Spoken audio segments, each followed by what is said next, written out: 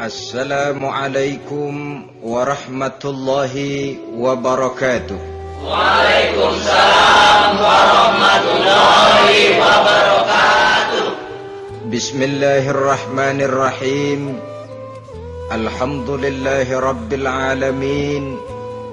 Wassalatu wassalamu ala ashrafil anbiya'i wal mursalin, Sayyidina wa maulana Muhammadin wa ala alihi wa ashabihil mujahidin at-tahirin. Amma ba'du, subhanaka la ilma lana illa ma 'allamtana innaka antal alimul hakim. La hawla wa la quwwata illa billahil aliyyil azim. Saudara-saudara kaum muslimin, terutama adik-adik para remaja dan pemuda yang saya cintai. Apabila seseorang akan membangun rumah, tentu saja dia akan mengadakan beberapa pilihan. Sejak dari memilih lokasi di mana rumah itu akan didirikan, sampai kepada menentukan bahan-bahan kualitas yang akan dipakainya, sampai kemudian kepada wujud dan bentuk rumah yang akan ditinggalinya.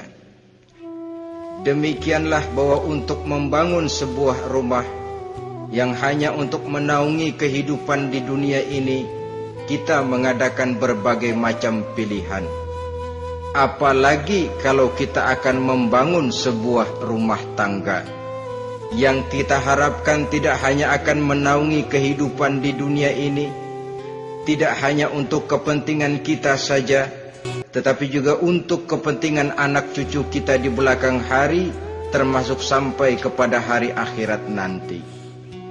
Oleh karena itu, pada pertemuan kali ini, saya hanya ingin khusus berbicara kepada adik-adik remaja dan para pemuda, bagaimana sebaiknya memilih jodoh menurut ajaran agama Islam. Dalam Al-Quran, Allah subhanahu wa ta'ala menjelaskan, Zuyyina linnasi hubbus syahawati minan nisa, bahwa manusia apapun jenisnya, asal dia bernama manusia, dihiasi dengan perasaan cinta kepada perempuan.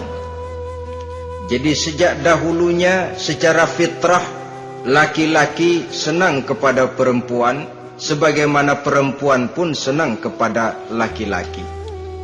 Dihiasi rasa cinta ini dalam kehidupan manusia. Dan oleh karena adanya rasa cinta, berkembanglah segala macam persoalan. Sehingga seorang ahli cinta pernah berkata, cinta adalah 5 huruf yang membuat persoalan tidak akan pernah selesai. 5 huruf yang membuat persoalan tidak akan pernah selesai-selesai. Tetapi dalam kehidupan sehari-hari sering kita saksikan bahwa cinta ini bisa mendorong, memberikan motivasi yang baik, dan cinta ini pun bisa juga memberikan dorongan yang tidak baik. Oleh karenanya, apabila cinta itu ibarat setetes embun yang jatuh di bumi yang subur, akan tumbuhlah di atasnya aneka ragam bunga-bungaan yang harum semerbak, indah mewangi, sedap dipandang orang, menebarkan rasa aman, damai, sentosa, dan begitu selanjutnya. Tapi jika cinta itu jatuh di hati yang gersang dan tandus, tidak ada yang akan dapat tumbuh di sana selain sirih memanjat batu, kuning daunnya, lemah gagangnya. Maka cinta yang semacam itu tidak akan memberikan dorongan positif kepada seseorang di dalam kehidupannya. Maka lebih dahulu kita akan membicarakan cinta dalam artian yang positif ini, untuk nanti sampai kepada perempuan yang bagaimana yang harus kita cintai, atau laki-laki yang bagaimana yang harus dicintai oleh seorang perempuan. Saudara hadirin yang saya hormati, cinta dalam artian yang positif, pertama, dia selalu mendatangkan keindahan. Yang kedua, cinta itu memberikan energi atau semangat untuk berjuang. Dan yang ketiga, cinta itu selalu membawa resiko dalam bentuk pengorbanan. Maka cinta yang positif pertama melahirkan keindahan. Disinilah orang memerlukan filter atau saringan. Sebab keindahan yang didasarkan karena cinta itu merupakan satu keindahan yang relatif saja. Boleh jadi karena indah orang jadi cinta, boleh juga jadi karena cinta segala sesuatu terasa jadi indah. Namun bagaimanapun juga, kalau hati sudah diliputi oleh rasa cinta, segalanya akan terasa menjadi indah. Cinta itu adalah keindahan. Yang kedua, cinta itu energi, melahirkan dorongan dan semangat. Yang lemah bisa menjadi kuat, yang takut bisa menjadi berani, yang jauh jadi terasa dekat. Itu semua karena dorongan cinta. Dan dari energi ini lahirlah yang ketiga, bahwa cinta adalah pengorbanan. Sehingga orang berkata, berani bercinta artinya harus berani berkorban. Takut berkorban, jangan bercinta. Kalau cinta ini kita salurkan kepada nilai-nilai agama umpamanya, yang pertama, cinta mendatangkan keindahan. Kita cinta kepada agama, maka apapun yang diperintahkan oleh agama akan terasa menjadi indah. Solat akan terasa menjadi indah, puasa terasa menjadi indah, zakat terasa menjadi indah, jihad pun akan terasa menjadi indah. Persis kalau kita cinta kepada seorang gadis. Jika kita cinta kepada seorang gadis, apanya saja akan kelihatan menjadi indah. Jalannya terasa indah, lenggang-lenggoknya terasa indah, suaranya merdu padahal cemprengnya bukan main. Seluruhnya akan mendatangkan keindahan karena dasarnya sudah cinta. Cinta membawa kepada keindahan. Yang kedua, cinta itu melahirkan energi. Orang yang cinta kepada agama akan lahir tenaga dan semangatnya melaksanakan ibadah, melaksanakan puasa, melaksanakan zakat, melaksanakan solat, melaksanakan haji, bahkan melaksanakan jihad sekalipun. Cinta selamanya menimbulkan energi dan semangat. Sama saja dengan kita apabila jatuh cinta kepada seorang gadis, walaupun rumahnya jauh, katanya, gunung pun akan kudaki, lautan pun kuseberangi. Untuk apa itu? Untuk menemui apa yang kita cintai. Cinta selamanya melahirkan energi. Capek tidak terasa, lelah tidak terasa, semuanya tertutup oleh keindahan yang bernama cinta. Lalu yang ketiga, cinta membawa pengorbanan. Apabila kita cinta kepada agama, maka pengorbanan terhadap apapun yang diminta oleh agama, baik itu pengorbanan waktu, tenaga, pikiran, harta, bahkan pengorbanan nyawa sekalipun, kita tidak akan berat melaksanakannya karena cinta kita kepada agama yang kita anut ini. Demikian juga cinta kita kepada seorang perempuan akan membuat kita rela berkorban. Apapun yang dia minta, jangankan kita tidak mampu, jangankan kita mampu, kita tidak mampu sekalipun, kita masih berusaha untuk mampu guna memenuhi tuntutan si buah hati belahan jantung. Kadang-kadang malam minggu si doi ngajak nonton. Umpamanya duit tidak ada, gajian belum, kerja enggak. Timbullah inisiatif, entah sepatu kita jual ke tukang loa, entah celana mampir dulu ke tempat lain. Yang penting kita berkorban untuk memenuhi permintaan si buah hati belahan jantung. Ketika itu pengorbanan sudah tidak kita rasakan lagi. Bahkan pengorbanan yang paling pedih sekalipun, dalam gurau, dalam bercanda misalnya, dicubit kita oleh kekasih kita, pedih bukan main, terkelupas kulit, mengalir darah, bukan nangis, nyengir. malah kadang-kadang minta tambah dicubit lagi. Itulah romantikanya cinta, sanggup membuat orang berkorban, melahirkan energi dan semangat, menambah keindahan dalam kehidupan, sepanjang dia dalam artian yang positif. Kalau demikian masalahnya, di dunia yang penuh dengan perbenturan nilai sekarang ini, orang sering salah jalan bagaimana memilih jodoh untuk membangun rumah tangga yang bahagia.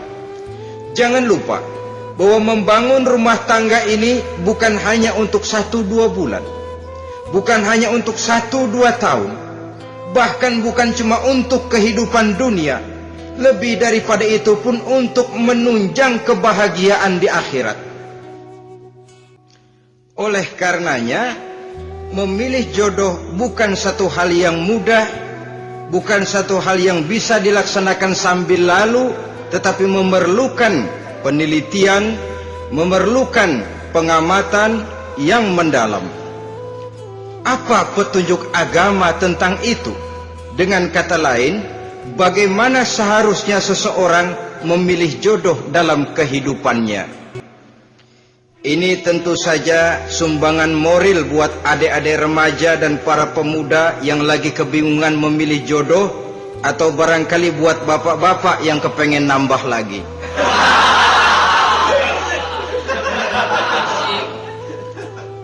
Mohon maaf kepada ibu-ibu, saya tidak menganjurkan, cuma ngajarin. Yang pertama, menurut Nabi, nikahilah perempuan itu karena rupanya, karena hartanya, karena keturunannya, dan karena agamanya. Ada 4 motif utama di sini. Pertama, memilih jodoh, lihatlah rupanya. Lagian siapa yang kepengen dapat jodoh rupanya nggak karu-karuan? Cari rupa yang cantik, indah, dan menawan. Namun jangan lupa, saya katakan di zaman di mana sering terjadi benturan nilai seperti sekarang ini, orang sulit untuk mendapatkan keaslian. Di mana teknologi sudah sedemikian canggih, di mana ilmu kedokteran sudah sedemikian maju, maka berbagai macam rupa bisa dibentuk dengan apa yang dinamakan operasi plastik misalnya. Yang pesek bisa dibikin mancung, kuping yang kelebaran bisa dibikin sedang, pipi yang kembung sebelah bisa dibikin rata, janggut yang tidak menarik bisa dibikin bak lebah bergantung katanya. Oleh karena itu, kalau pilihan hanya tertuju kepada rupa yang cantik saja semata-mata, kita sudah melakukan satu kesalahan yang sangat besar. Sebab apa? Diperingatkan oleh Nabi melalui hadis Ibnu Majah, Bazar dan Baihaqi dari Ibnu Umar. Janganlah kamu kawini seorang perempuan karena kecantikannya, sebab kecantikan boleh jadi akan mencelakakan. Jangan juga kamu kawini perempuan karena hartanya, sebab kekayaan biasanya akan mendatangkan kesombongan. Tetapi kawinilah karena agama dan akhlaknya, karena itulah yang akan membawa kepada kebahagiaan. Saudara-saudara kaum muslimin, terutama adik-adik remaja dan para pemuda, dikala usia puber, apalagi mata baru terbuka, awal balik namanya, remaja sering kehilangan filter. Pokoknya asal ngelihat rupa yang sudah lemot, denok, geboy, pikiran pun hanyut, malam terkenang, siang terbayang, tidur tak nyenyak, makan tak enak katanya, selalu terbayang wajah si doi. Dikala itu orang kehilangan pertimbangan bahwa rupa yang cantik kadang-kadang sering menipu. Diriwayatkan oleh Imam Ibnu Abbas, satu hari ketika sedang kumpul dengan para sahabat, lewatlah orang dengan potongan have, ya, potongan orang kaya. Kelihatan kan, orang kaya sama orang miskin jalannya aja lain kan. Jalannya saja, jangan gaya hidupnya, jalannya saja lain. Liwat dia.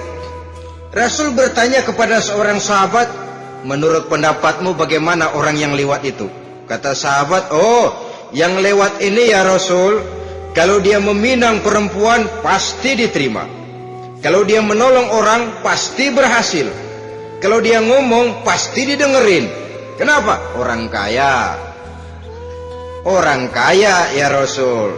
Kalau dia minang, perempuan mana yang kagak bisa menerima kalau dipinang oleh orang kaya, biar mukanya udah belipet kayak dompet tanggung bulan.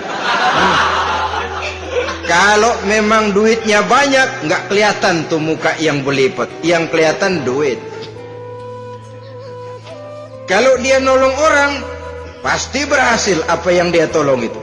Kalau dia ngomong, pasti didengerin orang, walaupun omongannya biasa-biasa saja. Kenapa? Orang lihat penampilannya. Sudah, ketika orang itu lewat, beberapa lama kemudian lewat lagi seseorang yang kelihatannya miskin. Rasul tanya lagi, kalau orang ini bagaimana pendapat kamu? Wah, potongan begini sih Rasul, kalau dia minang orang tolak. Siapa yang mau kawin sama kere begini? Kalau dia nolong orang pasti nggak berhasil. Kalau dia ngomong kagak bakalan ada yang mau dengerin. Siapa yang mau dengerin orang susah ngomong? Setelah orang itu lewat, apa kata Rasul? Orang yang terakhir yang lewat ini, yang barusan lewat, jauh lebih baik dari yang pertama yang lewat tadi. Jauh lebih baik. Maksud dari ucapan ini, Rasul sebenarnya mendidik para sahabat jangan tertipu oleh penampilan. Sebab penampilan tidak selamanya mencerminkan keaslian. Apalagi di zaman sekarang, salon di mana-mana bejibun. Alis mata bisa dibikin, pipi bisa dicat, yang pinggir kuning, yang tengah merah, di sebelah merah ada yang kehitam-hitaman, persis orang kepentok tiang listrik.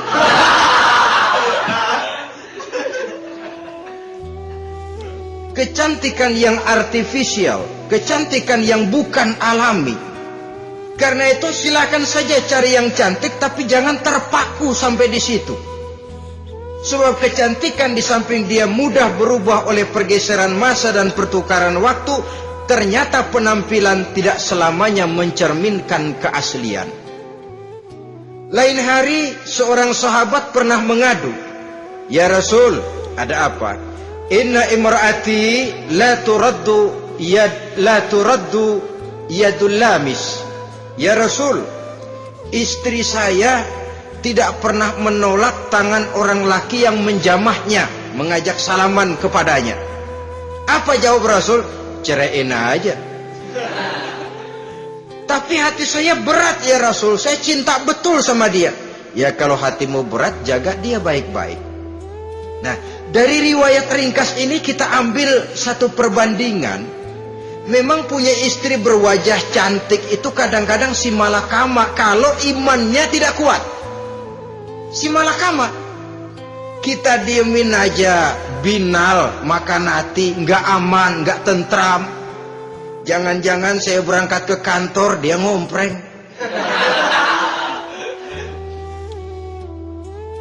Buah si malakama, seperti orang tadi, ya Rasul, istri saya kelihatannya sebenarnya tidak negatif, maksudnya ini cuma bersalaman, tapi terlalu ngobrol. La turaddu yadul lamis, tidak pernah menolak orang yang ngajak salaman. Ya sekedar salaman. Tapi kan awalnya dari salaman. Kalau sudah salaman kan strum bisa ngederdet dari tangan situ. Kata Rasul sederhana saja, ya kalau memang begitu ceraiin. Saya nggak kuat Rasul, saya cinta betul sama dia. Kalau kau tak kuat berpisah dengan dia, jagalah dia baik-baik. Ajar, didik, tanamkan rasa keagamaan di dalam hatinya. Saudara-saudara kaum muslimin, jadi rupa yang cantik tanpa didasari oleh nilai-nilai agama akan membuat seorang suami di rumah tangganya seperti si malakama. Seperti berhadapan dengan buah si malakama kalau tidak diiringi dengan nilai-nilai moral yang luhur dan bekal agama yang tangguh. akan pergi jauh dari rumah rasanya tidak aman, sedangkan di rumah saja siapa yang akan mencari nafkah? Dan begitu selanjutnya. Orang tadi jelas berhadapan dengan buah si malakama. Didiamkan, makan hati. Sebab maaf, kalau seorang suami sudah tidak punya rasa cemburu terhadap istrinya, itu kan yang disebut dayus. Dan dayus itu jangankan masuk surga, bau surga saja dia tidak dapat. Tapi cemburu dalam artian bukan cemburu buta, cemburu dalam artian yang wajar. Dia cemburu, akan dikerasi, takut kalau istrinya minta cerai, sedangkan dia cintanya sudah kadung medok bener. Si malakama jadinya. Nah, ini juga satu riwayat yang memberikan gambaran kepada kita. Pilihan, silakan cari rupa yang cantik saja. Cari yang cantik. Tapi kalau itu dijadikan motif utama tanpa dasar-dasar agama, saya khawatir nanti rumah tangga kita akan berhadapan dengan buah si malakama. Jadi adik-adik remaja, usaha, ikhtiar, cari yang cantik, yang kira-kira nggak bosenin, supaya kita betah tinggal di rumah, supaya kita merasa ada tempat berbagi rasa, ada tempat kita bernaung. Sebab kalau nyari bini sebini-bininya mah, ya jodoh di tangan Tuhan, kagak usah nyari juga ntar datang diri umpamanya. Iya, kalau yang datang peot. Orang harus berusaha, walaupun pada akhirnya jodoh toh memang ditentukan Allah. Kan 3 hal yang kita tidak bisa menentukan itu katanya. Maut, rezeki, jodoh. Itu yang masuk mysterious problem. Problem yang misterius. Maut misterius. Kapan kita mati kita sendiri tidak tahu. Tahun depan, 50 tahun lagi, 100 tahun lagi, tidak pernah seorang pun diberitahu. Tapi yang pasti dia bakal datang. Kapan dan di mananya kita tidak tahu. Bisa di rumah, bisa di masjid, ya alhamdulillah. Bisa di majelis taklim, syukur. Bisa di medan perang membela agama, bagus. Pasti dia akan datang. Maut, mysterious problem. Sesuatu yang kita tidak tahu kapan datangnya. Rezeki, gitu juga. Sehingga orang sering bilang, rezeki katanya kayak bayangan. Kita uber-uber, dia lari. Kita diam, dia mah diam. Setengah mati kita uber-uber. Emang ukuran segitu? Segitu aja. Begitu kita nggak ngapa-ngapain, datang yang bawain rezeki. Namanya rezeki itu mysterious problem. Kadang-kadang ngobek, sungsang, sumbul, udah segala tanah orang kita ukur-ukurin. Udah segala ngomong sudah nggak ada yang loh, terus udah buta. Tapi memang bayangan, kalau belum rezeki ya belum. Kadang-kadang nyari kode sampai tidur di kuburan, belepotan tanah kuburan loh. Yang aneh lagi kadang-kadang orang gila ditanyain. Allahu Akbar, ini kode-kode zaman sekarang ini. Sampai orang waras nanyain orang gila, itu gimana itu? Ini sudah efek yang betul-betul negatif. Sudah jelas orang gila kok ditanya. Apa kira-kira yang nanya nggak lebih gila dari yang gila itu?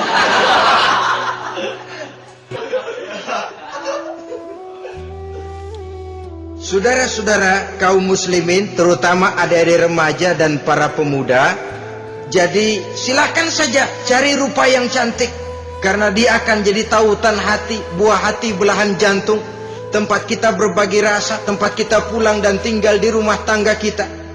Tapi hendaknya kecantikan rupa itu diiringi juga dengan kecantikan budi.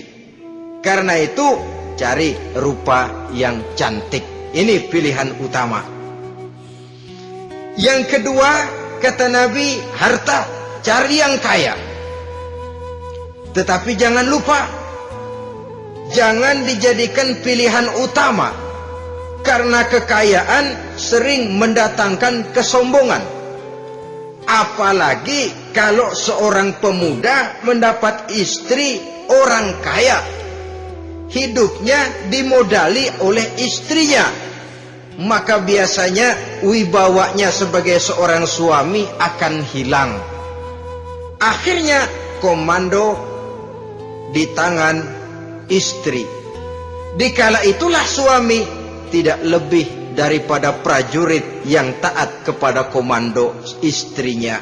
Padahal menurut konsep Quran, ar-rijalu qawwamuna 'alan nisa, laki-laki diciptakan sebagai pembimbing bagi perempuan. Kalau nanti suatu saat terjadi benturan, sedangkan modal diberikan oleh istri, terjadilah pengungkitan. Kata istrinya apa? Lu jangan bertingkah, lu kan kawin sama gue modal lu kolor doang.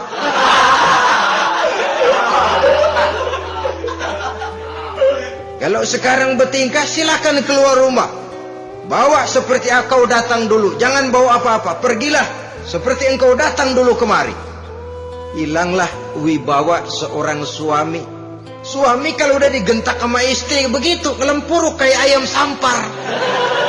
Di mana lagi letak wibawanya? Harta sering mendatangkan kesombongan.